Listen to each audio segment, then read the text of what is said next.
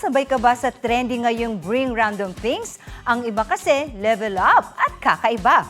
From palaka to lapida, pusuan na yan sa report ni Ian Cruz. Lahat ba may bitbit na? Sa TikTok dinala ng netizens ang lahat ng bagay. May saysay man o wala. Bring Random Things. Sa version nitong magkakaklase, bawal tumawa, mabubugahan ng tubig. Pero hard level ang pigil sa tawa. Mula sa bulok na isda, dinala pati name tag ng nabubulok na lapida. Toolbox. Pero ang palala, may palaka.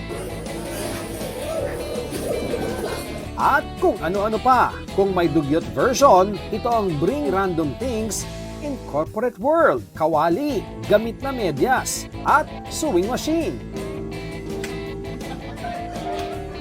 Aircon Humor Edition hanggang sa naglabas na ng gamit ng sabon.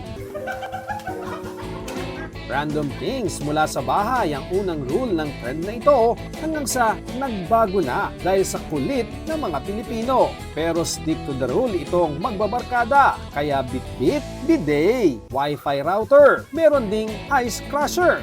At dahil all for fun lang ang mga ito, laruan ng binida ng isa. Literal na nilaro. Ian Cruz nagbabalita para sa GMA Integrated News. Huwag magpahuli sa mga balitang dapat niyong malaman. Mag-subscribe na sa GMA Integrated News sa YouTube.